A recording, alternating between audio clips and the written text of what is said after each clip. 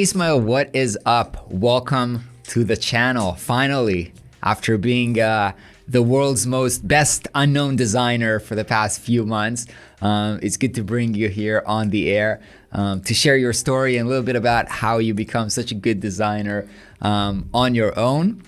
I think there's a lot of great takeaways and stories that you can share with our audience. So how about you get started by introducing yourself, where you are, where you're from, a little bit about yourself. Yeah, sure. First of all, thanks for having me, Ren. I feel like we're meeting yet again for the first time. But yeah, so to the audience, you may not know me, but I know you. And actually, some of them may know me. But anyways, my name is Ismail. I'm from Canada, and essentially, I do content creation here at Flux. So I take care of the Instagram, the YouTube channel, and this is my YouTube debut. So, but essentially, should I get into some backstory? Should we go way back? Yeah, let's.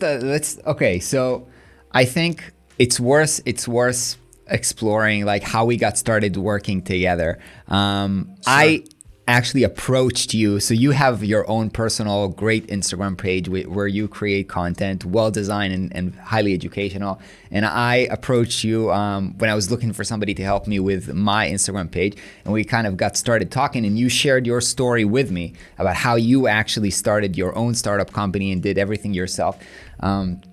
And learned a lot through the process. So I think it's worth kind of sharing, again, your background about how you have created, because you've studied something, but that's not design. So it's worth kind of exploring how you got into design, how you got into running your own company. Share a little bit of the story that you shared with me when we first met each other.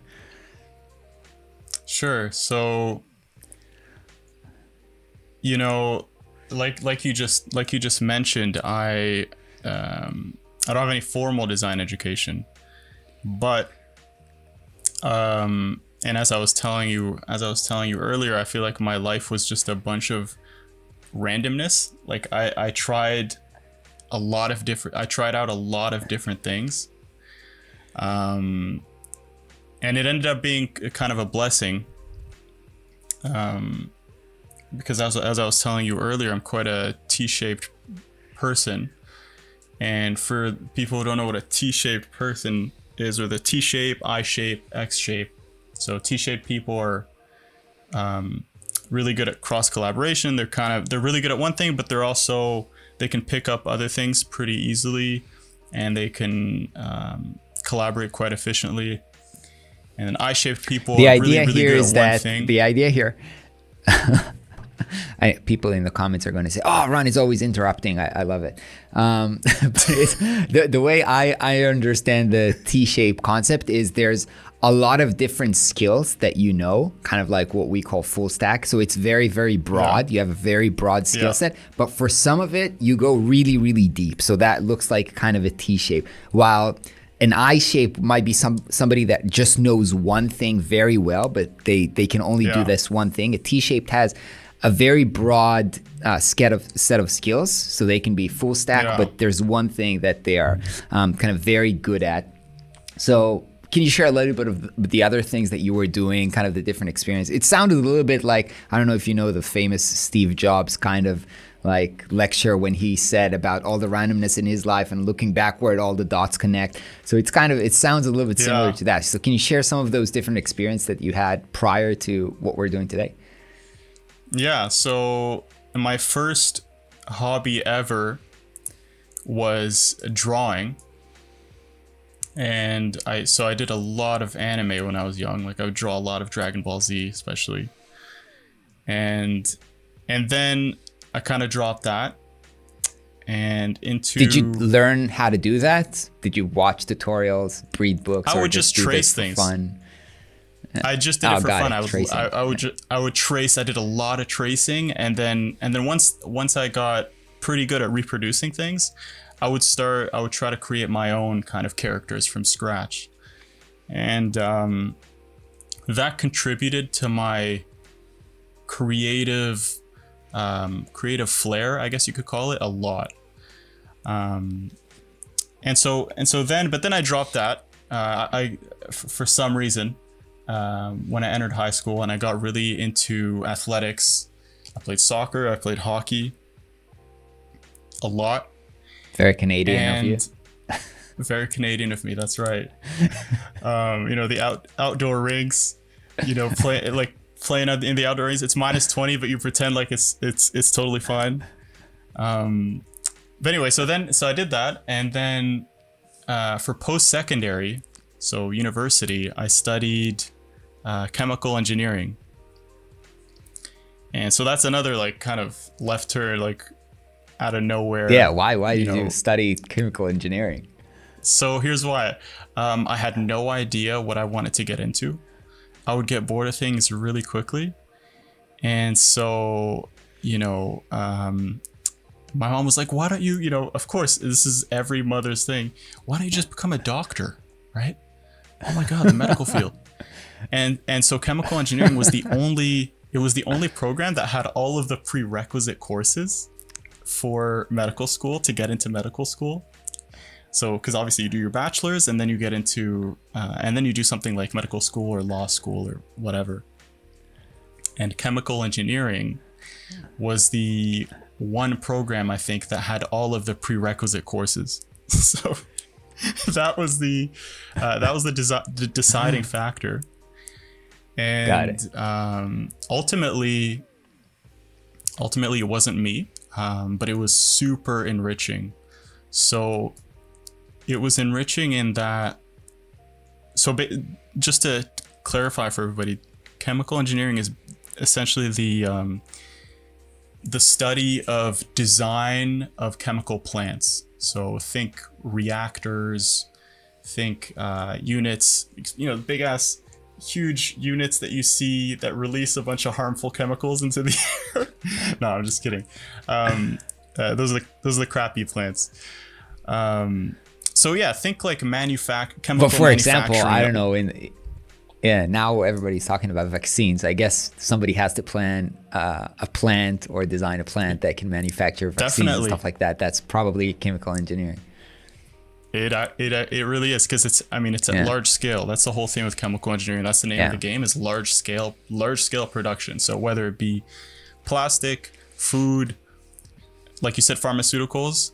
But again, it's design. It's actually all just design. It's the design of these individual units, and then designing a process where you kind of have all these different kinds of units. You have your reactors and all the other kind of units, and just designing the most optimal process to produce whatever material. Do you think understanding the design process of factories and stuff like that can contribute to how you think about designing things on the web? Or yeah, totally. Why? How do you see the?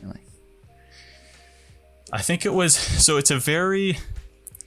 chemical engineering. The alternate name, they also call it process engineering. So actually, I think there's more people that call it process engineering than chemical engineering. And so what it taught me, and the reason why it was so enriching, is because it's all about building processes and figuring out what the most efficient process is for such and such endeavor. And having that mindset of like, I go into something and I try to figure out the most efficient, repeatable way of doing something, really allowed me to focus on the meat of it, the creativity, and the just the overall core and nucleus of designing something. I didn't have to worry about, okay, what do I got to do next? It really allowed me to. It provided me with a lot of order. Got it. And so it helped me pick up the discipline quite quickly. And so I studied that. Enough about that. I studied that. Did you finish? Did you drop out, or did you finish? I finished. Got it. Good for you. Yeah, good son. Killed me otherwise. That's right. That's it. You gotta have that piece of paper. It's all about the piece of paper. Yeah. For sure. So finished that, but halfway through, and this is when things get really interesting. Halfway through my third year, I'd say, halfway through my third year, I decided, okay, I'm gonna start a company. I want a startup. It looked cool. It sounded like I really enjoy challenges. What do you mean by? Wait. Can you dive deeper on that? Because I never had this idea up until really late in my life. I need to start a company. So where did that idea came from? Like, what do you mean startups are cool? Like It was a very naive way. It was a very naive and uneducated way of starting a company. It was essentially, I reconnected with a bunch of cool friends from high school, and we would hang out quite often, and it was fun and all, but it wasn't super productive. And so I thought, why don't we kind of utilize our time more efficiently and work on a project, right? And so, based on who was available, was this because we're bored? Let's do something fun together. Was this let's try to make money online? Was this like we want to build a business? We're bored. Let's do something fun. Got it. Yeah, okay. it was we're bored, but we're all quite ambitious, and we all have like pretty complementary skills. So it was me and software engineer and civil engineer and what were your skills back in the time that you thought could be useful? Like, so what skills did you have that you thought were relevant? So at that point, I had already been, I kind of skipped over this, shouldn't have, but I had already been kind of messing around with Photoshop and Sketch and Illustrator. That's the point of the conversation. How can we jump over that when you just start messing with that? Yeah. So like, let me dive into that a little bit. So when at the end of high school, I kind of started playing with paint. Like I would challenge myself. This is actually really weird, but I would try to make the ugliest graphic possible. I would try to make like as a joke sort of. And I would make it like a Facebook cover banner thingy. So this was back in like 07. No, not 07. Like 2010 or something. And I would share it with my friends, and we would try to compete and see who can make the ugliest Facebook cover banner. Like something that somebody tried to make it look nice, but like they're really not good, and so ended up being very ugly. It's weird. It's really weird. I know. So so while most people get started trying to make something beautiful, you got started trying to make something ugly. Yeah. Is that right? That's right. I would compete with my friends and we would see who could make the absolute most atrocious Facebook cover graphic. But then after that, so the challenge, it died off as with everything. But then I continued kind of messing around with Photoshop and Sketch. It was mainly Photoshop and Sketch. And at that point, I was just, what I did a lot was I would reproduce, like I would basically trace popular mobile apps. So I would redo like the Uber app. I would redo websites, like really websites that I found to be really nice. And I've always done that to learn, just tracing, like just copying the absolute crap out of something. And didn't really tell anybody about that. It was kind of my own kind of thing that I did to relax. And so when I did get into the startup scene, I had some knowledge of user interface design and user interface design. I had a little bit of UX. Got it. You've Like, already I could reproduced a understand bunch UX. of apps. So kind of like you've mentioned with the drawing, you've traced it enough times that you now said, okay, I think I can do it on my own. I know how buttons look That's like. I right. know how navigation looks like. Let's try and do something. Exactly. Okay. And so got into the startup scene.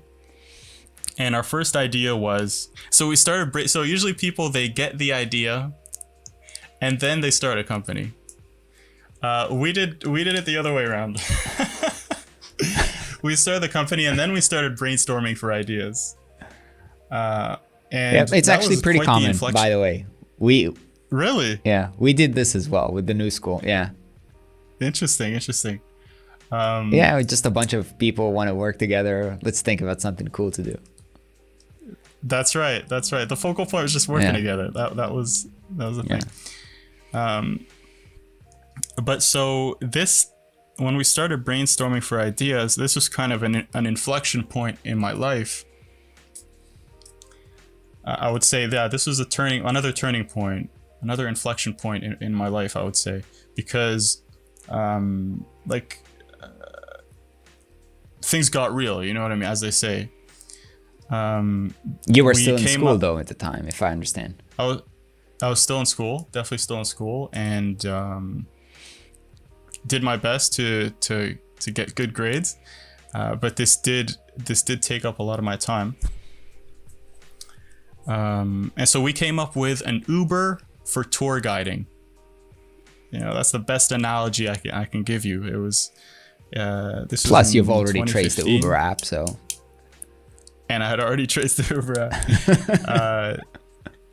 And this was in 2015. So essentially, people can sign up on the app, and they can create an activity, and tourists visiting the city can book their activity, and they can make money taking the tourists on this activity.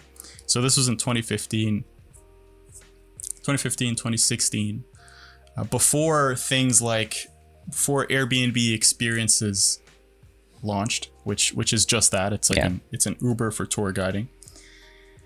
And so we did that for a while. We expanded to 3 cities. Montreal, Ottawa, Montreal, and Toronto. And that was a really, it was more of a learning experience than a success. Definitely. I learned. And in that project, what did you do? I had my hands in everything. I was the CEO, but I did. You don't have to do this. You can just say CEO. It's okay. No, because at the time, you know why? It's because at the time, it just feels like we had no idea what we were doing. But so essentially, I had my hands in everything: product, marketing, content. I think those are the 3 things. Product, marketing. How did you content. know what to do? I mean, how did you know what to do? Google, blog posts. It's just a lot of reading. I didn't even read books. Like I didn't even have time to read books. If I ran into an issue, I would just Google it and read like a Neil Patel blog post or something. So, you know, and figure it out and then go from there. You know what I mean? Like I learned on the go, very much on the go. But I got pretty decent at it very quickly. How did you though? Did you have any feedback, any learning mechanism? I mean, here's the thing. You've traced some apps before, but have you ever designed a marketing website? Like, how did you know even what to do, what to write, what to... So here's the kind of the beauty of it. I was dealing with the real users. So, you know, we design a feature, put it out there, it's absolute trash. Oh, why is it bad? You look into it, you figure out like what's going on. You look at you figure out the things. There are things like user journey, and user experience is a thing. You know what I mean? And the fact that we had real users pushed me to learn as quickly as possible. Okay, so it's contrary for most people. They start off with the theory, then they try to put this in practice, and maybe they get some feedback. You just put it in practice and got feedback, not from clients, but from actual users to really understand if this is crappy or this works. That's right.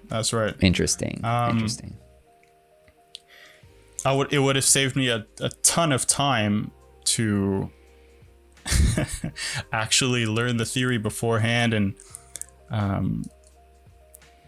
but it was fun. Like, it was fun learning as I go, and we did pretty decent. Like, it was, it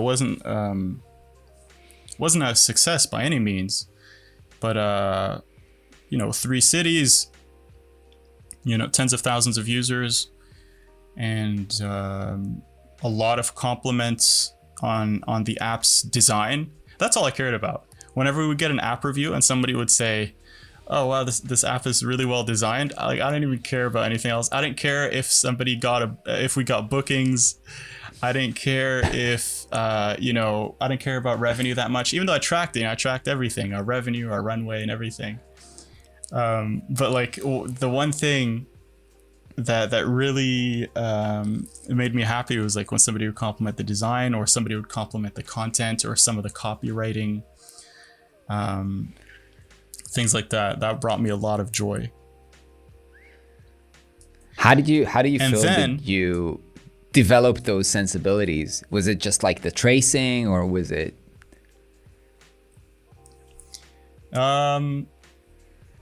like why I enjoyed that side of things?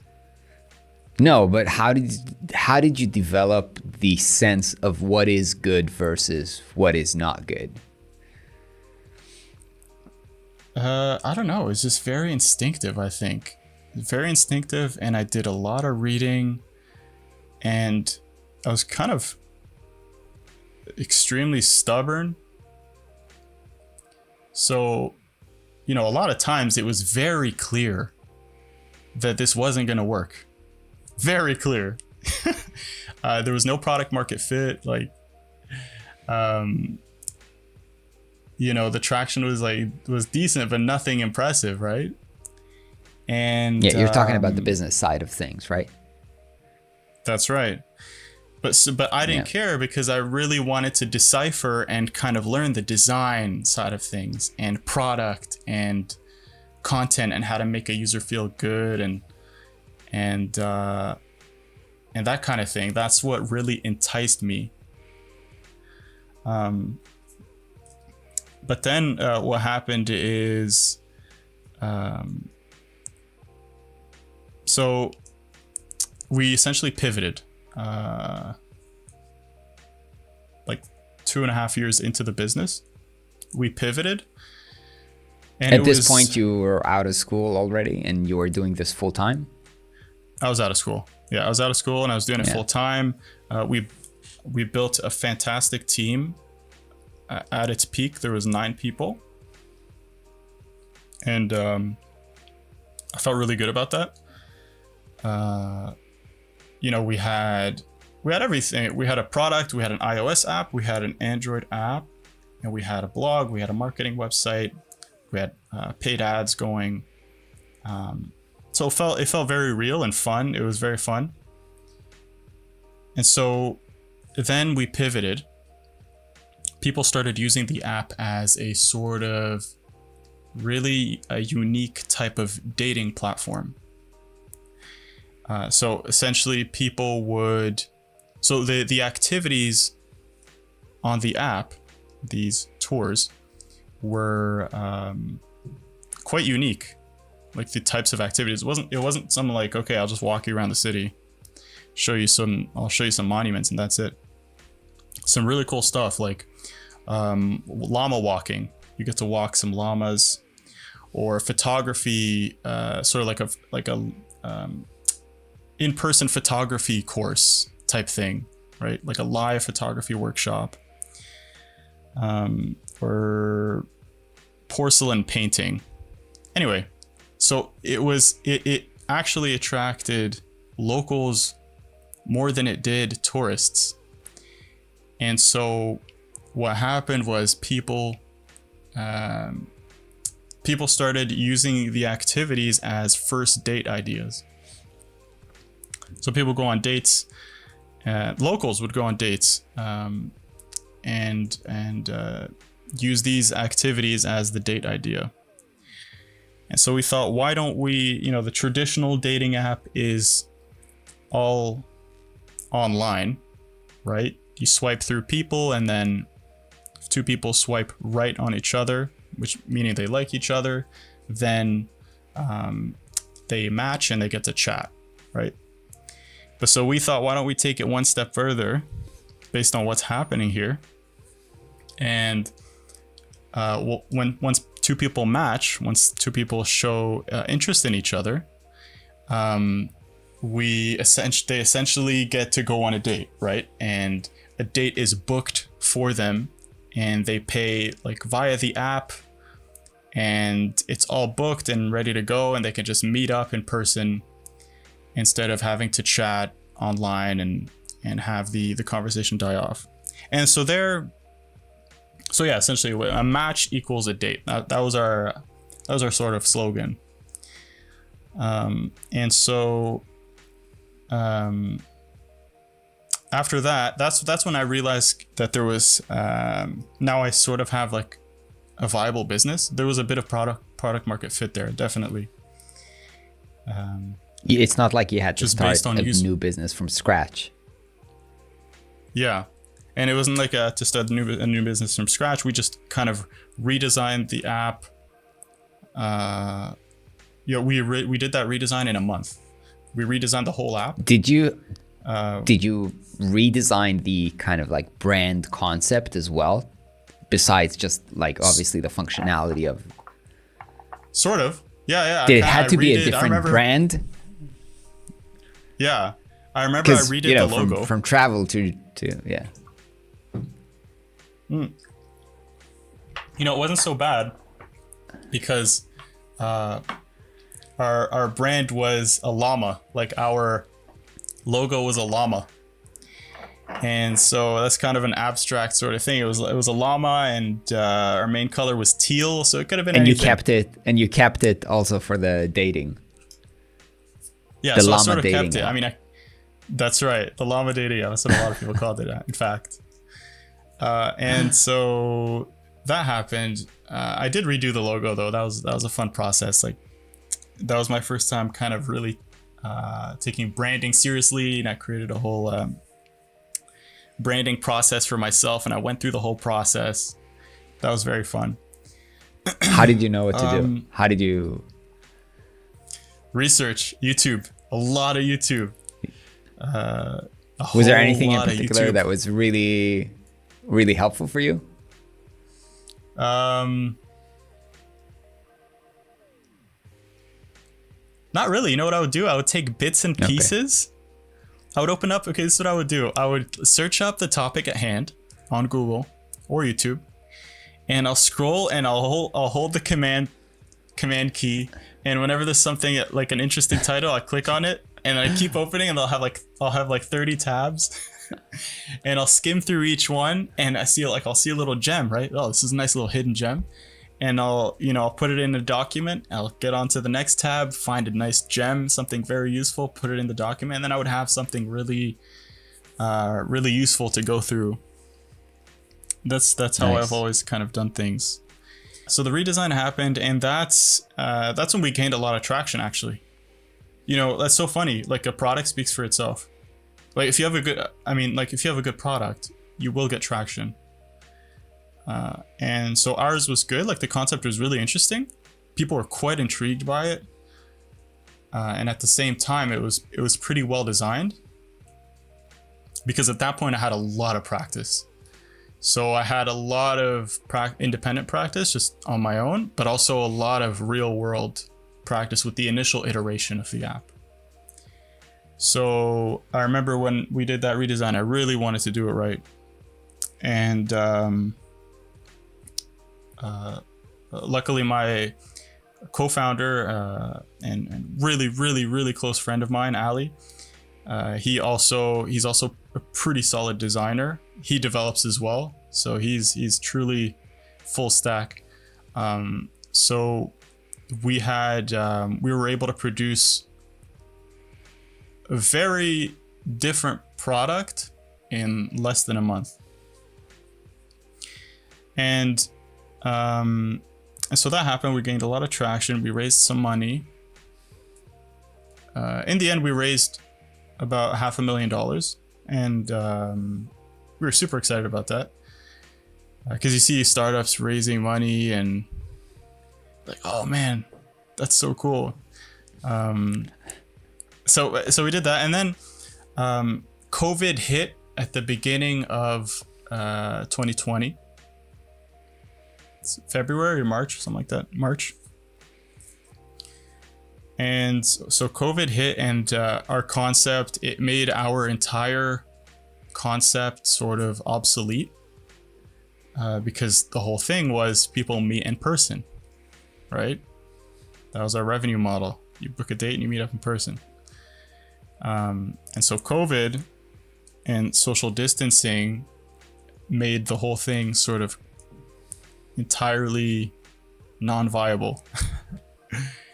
And I totally was not down for another pivot. I knew that I would falter if I knew that I would start losing strength if I tried pivoting again. The others were quite down, like they were up for another pivot, but I knew that I wasn't. I kind of wanted to. Call it a day, as I say. And yeah, it's tough. I can imagine. Yeah, it is. I knew for a fact, especially with you being the CEO. Towards the end, I would stop. I wouldn't even use the quotations, because towards the end, it was like we were actually generating revenue, and it was. I sort of knew what I was doing. So towards the end, I was like kind of proud of what we had built. Definitely. I mean, I think, I see so many startups who struggle, who don't even get to that position, who never generate revenue, who never hit kind of a product market fit. So I think what you did was phenomenal.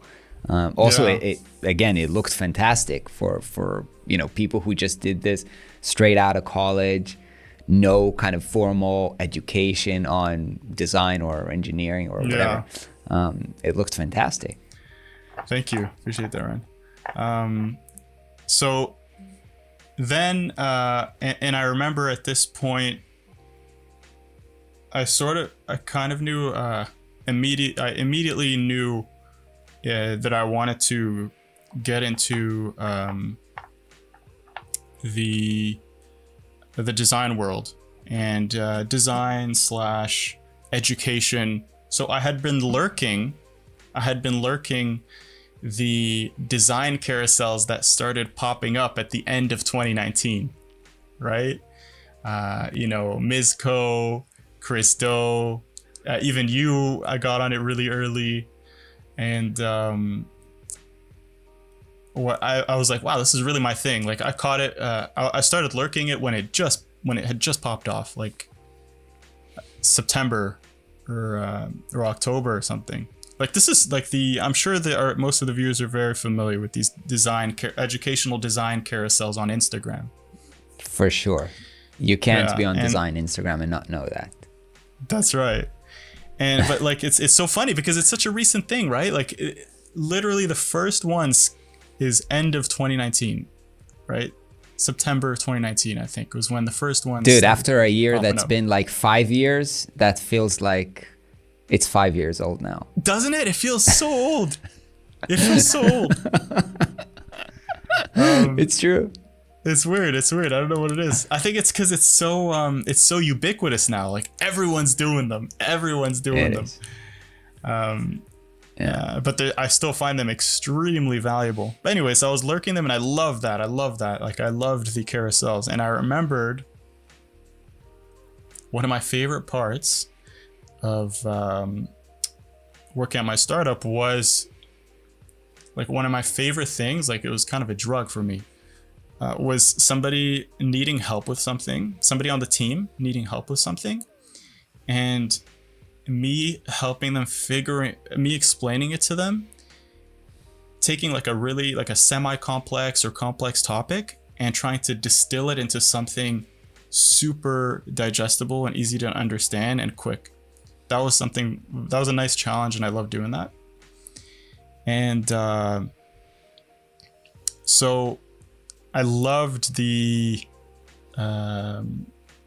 educational part of my job. You know, when it came to problem solving and helping others on the team. And so I knew that the carousels was something I was gonna do. And now I finally, you know, when the startup sort of ended, I finally had the time. I remember like it was like the next day when I did some quiet introspection and decided that I was going to move on. The next day I made my first carousel. I remember very vividly. And it was something design psychology related, I think, something like that. And you had, I think, a phenomenal success on Instagram. I think in like 2 months you've built it to like what 17K or something like that, which is for me was a very strong signal that you know what you're doing.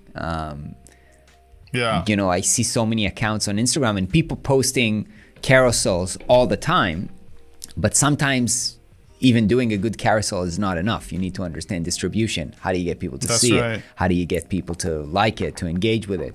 There's more than just creating the carousel. And the fact that you grew your account pretty fast was a good signal to me that you understand all the other components of it.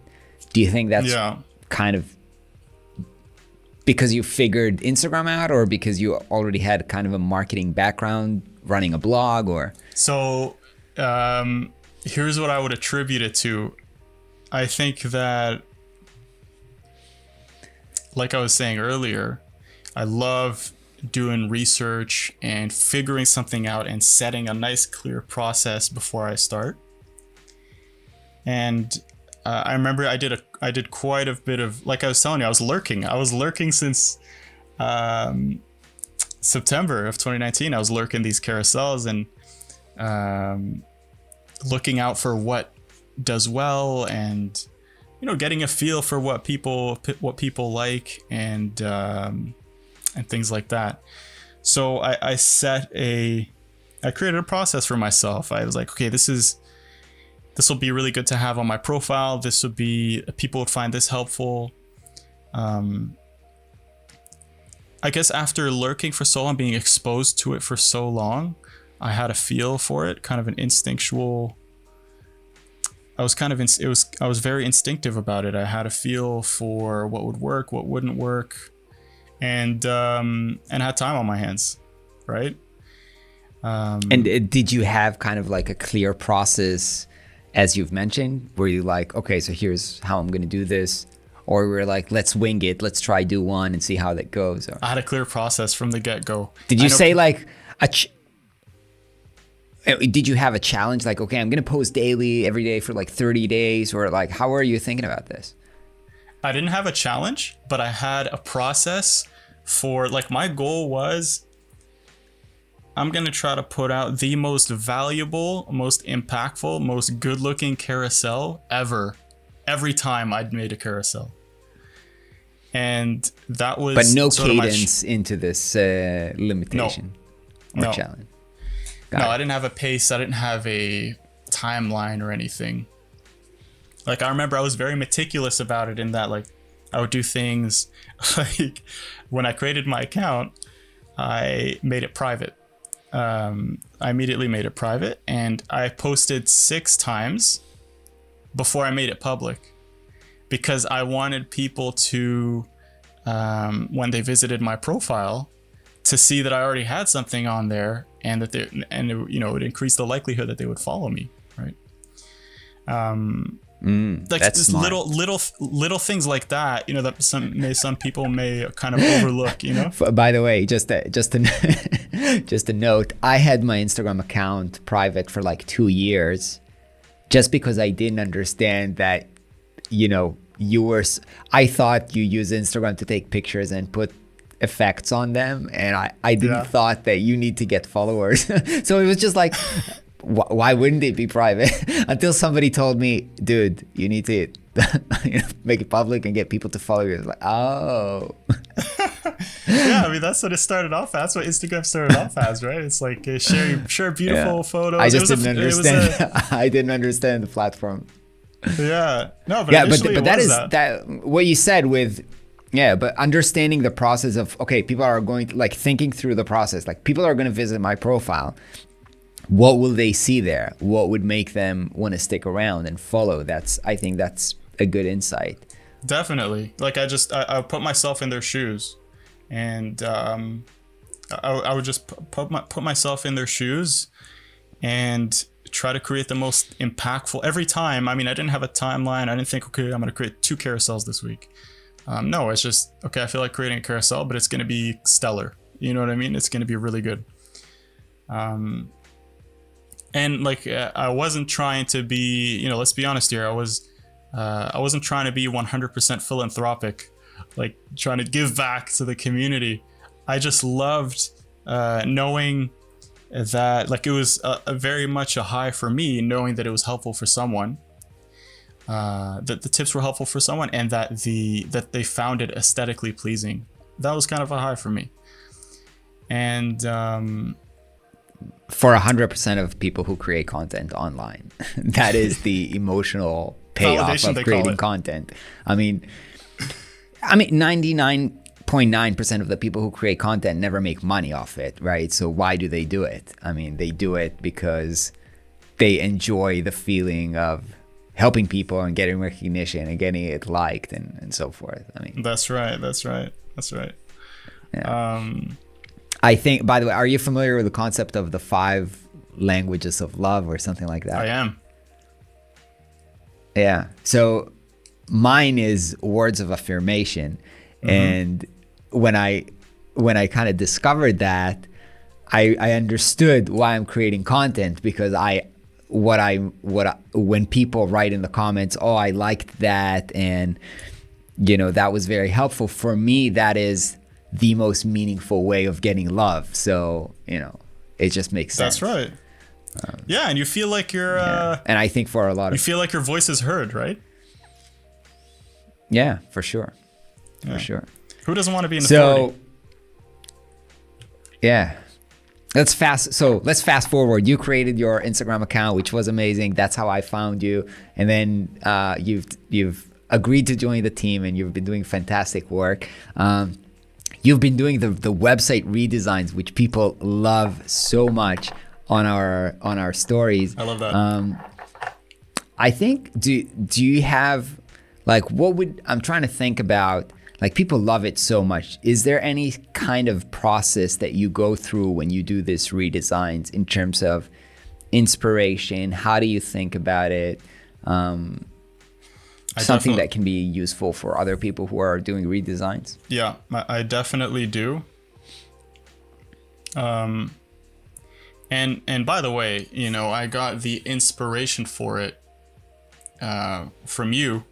I remember YouTube, you had your Pimp My Website series, and I love that. Yeah. I love that. I think people love transformations. People love sort of side by sides and seeing that stark contrast, right? And trying to decipher, look at that change. That change makes it so much better. And it's very, it's a good way. It's a great way of learning and realizing things, I think.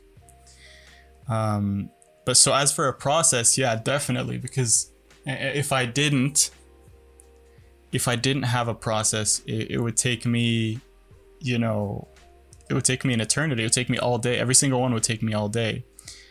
Whereas I try to... And just for the record, how long do they usually take you? Take me like 1 to 2 hours. If I'm having like a mental block, then it could go up to like 4 hours. But that rarely happens. But it's usually 1 to 2. You know, the process is literally always the same. And let me see if I actually have it right in front of me here. It's quite there's nothing special about it, but I think that just not having to worry about, okay, I should think about this next, or this is what should I do next, or just knowing, just knowing that you have that checklist ready to go is super helpful. Okay, so come on, give us the secret sauce. It's nothing special. Give us the secret sauce. So the secret sauce is basically, here, I'll go through the entire process, just because the entire detailed process, even the things that are kind of weird, but I'll put my phone on auto lock never, so it doesn't sleep. And I'll open the story to see who submitted their websites. And you know, I'll go through, because usually there's a ton of submissions. I would say there's probably like 300 to 600 submissions every single time, right? And so I'll open up the submissions, make sure my phone is on auto lock never, so I can keep scrolling, and then I'm on my computer as well, checking out the website, seeing what it's like. And I'll pick a bunch of, you know, if I see a website that's bad or semi bad, I'll screenshot it, I'll throw it in Figma, and I'll do like a preliminary. I'll create a preliminary list of what's bad about this website, and I won't think much. It's just whatever I see first. So I'll have a screenshot there, and right beside it, I'll create a list of the things that just come to mind right away. I won't spend too much time on it, and I'll do that for like maybe 2, 3, 4 websites, and then I'll pick the one that has the highest potential. So, and the way I do that is the goal is education, right? So I'll pick the one where, you know, I can cover the most things, and the one that could be used, the one that'll be best as an educational tool, you know? And so I'll pick one, and then I'll list out, then I'll give it some more thought, and I'll start listing out even more things that I'm noticing that are bad or can be improved. That are bad or that are not working. Yeah. That's right. Yeah. And I even have, on the Figma file that I do these redesigns, I even have a sort of design rules. You know, I know all the fundamentals, but to have them in front of you, right? All the graphic design fundamentals, you know, color, and then under color, there's all these little fundamentals, this checklist, and then I'll have hierarchy, checklist.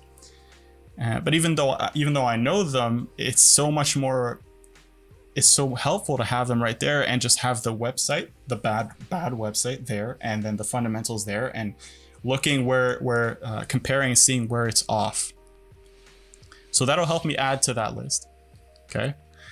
So I'll add to that list further, and then I jump into, and then I go on Google, and I'll start collecting random inspiration. So based on the niche of the website. So I don't know, I'd say it's a makeup website, something makeup related, beauty and makeup related. So I'll try to find really nice magazine covers, posters, photos, you know, whatever, and I'll lay them out. What are you actually going to? But what are you actually Googling? Like So I'm googling the beauty niche. posters, beauty websites, like what? That's Just right. beauty, Yeah. beauty, whatever. Beauty, and then like Got the it. word design or something, or I'll go on Dribble and Got it. and Got I'll it. Google like magazine cover, beauty, or I don't know, something. So the niche, and then design or magazine, or I find that movie posters as well are super, super helpful. I think movie posters are probably the most helpful, just because it's all a lot of the design fundamentals condensed into one little graphic, But how, So, if your niche was beauty, like what movies would you look for? I would probably try to find something, sort of remotely related. If I've identified that the visual language is going to be sort of minimal, then I'll Google minimal movie posters just to get layout ideas, Got it. type ideas, Got it. or how do you use, maybe a nice clever way of using white space. I find movie posters are really good at that. So then, so I'll lay out all these inspiration thingies as screenshots. Do you are you blocking time for this? Because you can collect inspiration just for hours. Yeah. Oh yeah, I should mention that. I have a time limit for each of these tasks. So, Good. and I have this app called Horo. And so I'll set 5 minutes to find inspiration. So boom, 5-minute timer, and I'll just go ham. I'll find as many as I can, and timer goes off. I have to stop, and I stop, and then I look, and then I lay them all out, and I circle parts of these inspiration. These pieces of inspiration, I circle the parts that I like. Okay, so if I like the way they did the right side of the nav in this one, let's say if it's a website design that I really liked and that I threw into the Figma, I'll be like, I'll circle that part. And or if there's an illustration that I really liked on a movie poster design or a magazine design or something, then I'll circle. I'll just throw a rectangle or an ellipse over it, and I'll remove the fill. So I'll do that, and then now I have enough to do the redesign. So I'll first thing I'll do is I'll look at all the bad things that I initially wrote, like all the graphic design fundamentals that aren't being followed. So I'll make sure the fundamentals are good. Right, essentially, all the bad things or all the things that can be improved, I improve.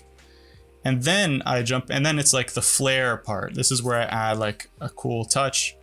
I differentiate it. This is where the inspiration sort of comes in, and I try to make it. I try to add flair, some spice to it, and. Usually by changing or creating the main visual, right? Yeah, that's right. And so whenever I make these changes, I try to find a study or something to back up why this change was made. Always. I try to do that. Well, not always, but I find it sticks with people so much more when you cite a study or. Go ahead. I can see you want to say something. Wait. So this is interesting. Yeah, this is interesting. Do you first do the change and then try to find logic or like facts to back it up, or do you a lot of time just review these studies and facts and then find a way to implement them in your design? The former, I would say most of the time, the former. So I'll make the change, and then I'll be like, and then sometimes even I will wonder, why is this better? And that's the engineer slash scientist in me that goes in to a website like NN Group, which is a UX research website. And I'll try to find a study that explains it, right? And that's been a hit with the people on Instagram. I think our audience quite enjoy that. And so I'll do that. For sure, because designers always need those facts, especially when they're having these discussions or when clients ask them to do stupid things that they don't want to do. When you have these research to back up your design decisions, it's like, it's a win, right? Nobody can argue with most people can't argue with the research. These are the facts, right? Like, here's the study. These are the facts. Yeah. And so I'll do that, and then essentially the redesign is done, and then it's the easy part. Actually, this isn't the easy part. This is I don't know, semi-easy. This is creating the actual story, the communicating my changes, or communicating the redesign and the whys and the hows. And so I'll create, 1080 by 1920 frame. And I'll lay out, the before, screenshots of the before, and each time I try to make sure I only say one thing per slide, per story frame, so that people can continue to follow. And that's it. The story is done. Export, post to Instagram. Hope that people like it. And sounds simple, but it's magic. Yeah. No, thank you. It's nice, it's super fun. Cool. Awesome, Ismail. Let's wrap it up. I think, thank you so much for sharing your story and introducing yourself. I mean, my feeling is we'll see you a lot more here on the channel, perhaps reviewing your redesigns or other things here.